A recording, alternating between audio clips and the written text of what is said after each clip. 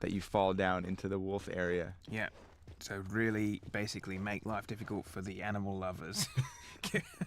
Right. You have to kill the wolves now, or they kill you. The people who didn't kill the wolves, didn't snipe the wolves, basically get the worst deal. That's right. Plus, it makes the second bridge a little bit more intense now. That's the big one, yeah. Yeah.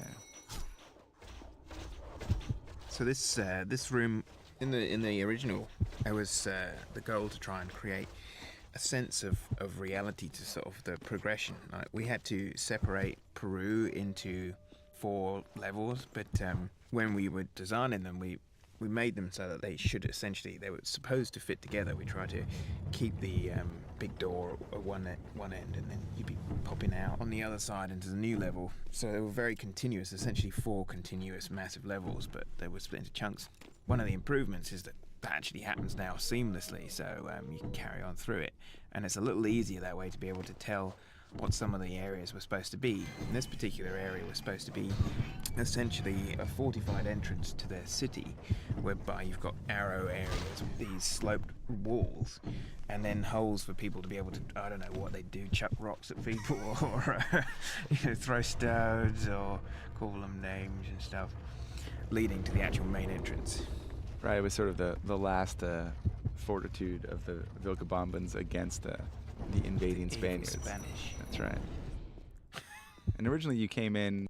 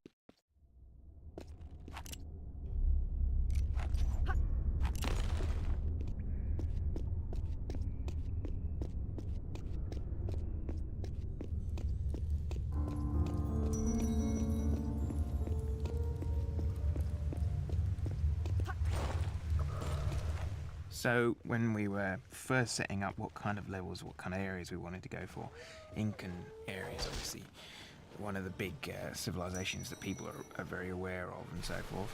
At the time, the actual Vilcabamba itself hadn't been discovered when we made TR1. It was literally was a lost city of legend where the Incans disappeared to, and the Spanish supposedly didn't get to it. I mean, actually, I think that the current theory is the Spaniards did find it, killed everybody in there. But anyway, so by the time it comes to a remake, they've actually found Vilcabamba. It doesn't look anything like this for some reason. I don't know why, but yeah.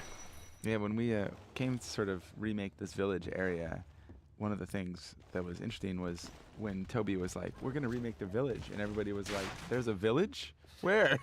And I think it was sort of one of the things in TR1, just because of the way they built it, sort of the fact that there was this village where everyone lived was sort of unclear.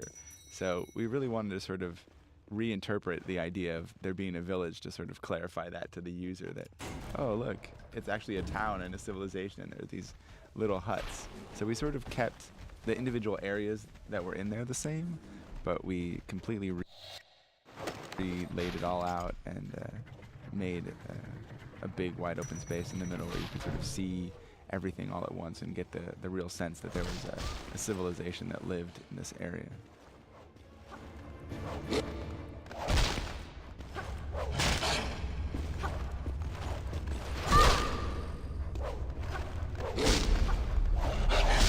So this was sort of the exit from the town proper into the more depths of the cave that this Incan civilization had built.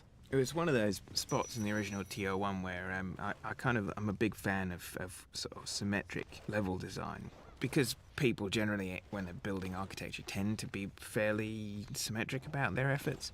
It gives you interesting ability to sort of reuse the idea of a space but change it based on the amount of ruin that's going on inside it. So I like that repeat, and the two-towered gateway into the Lost Valley was one of those spots. Yeah, and we kept that essentially the same. The only thing I think we changed is we actually have physics in the game now, which they didn't have in TR1, so we made the opening of the door done by Laura's physical interaction with the lock pieces themselves.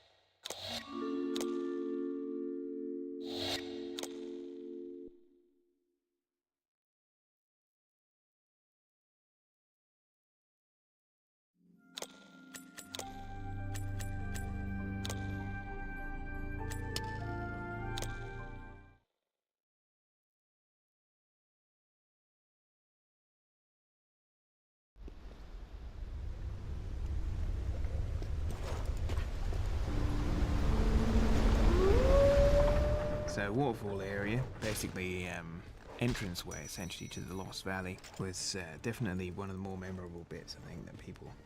It's one of many places in TR1 where the obsession with putting things behind waterfalls was played around with. I like this idea of looking behind waterfalls. I don't know why, that's pretty bizarre, isn't it? So we actually hid the main temple, where you're actually trying to get to is physically behind the waterfall. So the progression takes you beyond the point where you actually end up, if you see what I mean, into an area with more waterfalls. That's right. With secrets behind them too, actually. That's the way. That's exactly the way, right? Yes. Yeah, it was really interesting when we went back and remade this area. We built it really close to the original scale of the room in Tomb Raider 1 the first time, and everybody that played it thought that the waterfall was too small. And it sort of gets at the point that when we're remaking something that people sort of are remembering playing, that their memory of it's different than the actual game. And so we ended up making the waterfall a lot bigger than it was originally to live up to people's expectations of what it should be.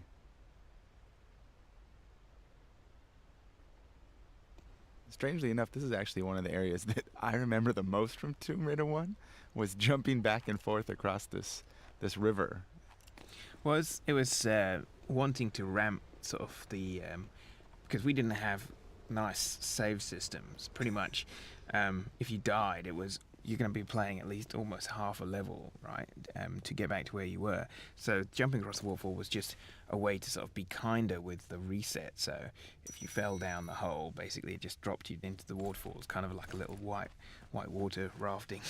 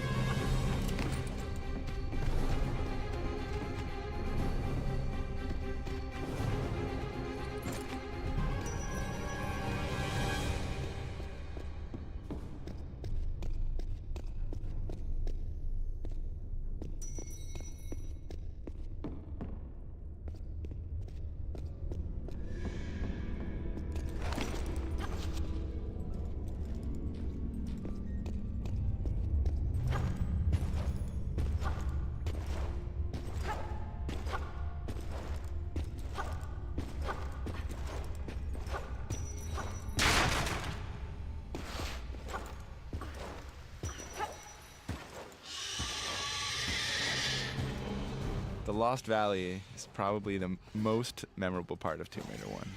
And it's really funny because listening to people talk about it, a lot of people remember it being in a cave. And that was because you had really bad draw distance and it just sort of went out to black fog. Well, pretty much we only had one fog color, which was black. So we couldn't actually, even though we wanted to have sort of an open top, we couldn't really do it. I think actually it's black at the top. So it's as if it was night time or something, I suppose, but it was supposed to be an outside area. And now it really is. Yeah, but it looks a lot better.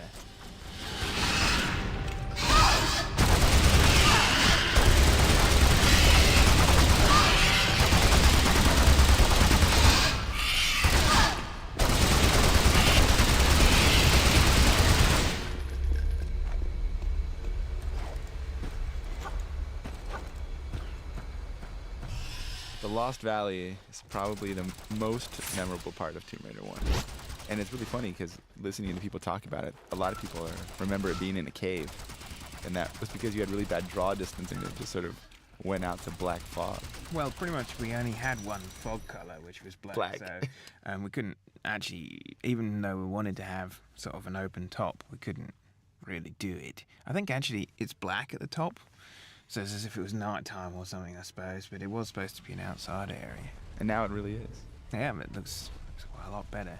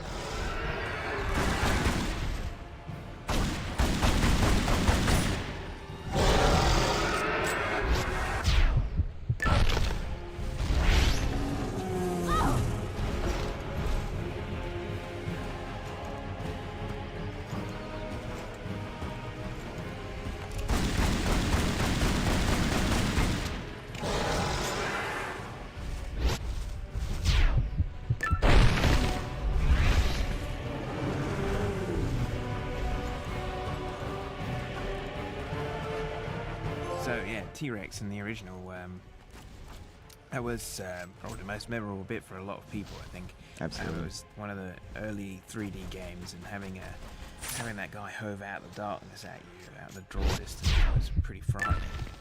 And it was a lot of fun animating, because it was pretty much an instant death situation if you were underneath his mouth. He just bit down and shook you about like a little terrier or something, shaking out. His little toy. Little legs would fly everywhere. And then he'd spin on the ground, and it was all part of the fun. That kind of was the basis for always making Lara's deaths as horribly cruel and painful looking as possible in the first game. And now he's back, and I feel bigger than he was. And that sort of goes back to what we talked about a little bit earlier, which was that people's memory of things is different than what it was. We made the T-Rex originally about half the size he is now, and ended up having to double him in size to sort of ramp up the feel and the intensity and make him scary and everything still. So now he's ginormous. He's a humongous T-Rex, way bigger than a real T-Rex would have actually been. Right, but that's all right. And then obviously adding in the kind of concept that you use the environment against him instead of just shooting him, because that was always the problem with the TR1 bosses, was that we didn't have time to really do anything special for the fights against the bigger monsters. It's still just essentially just putting as much lead in them as physically possible, and adding in the environmental stuff to this seemed like the most sensible way to big up that combat.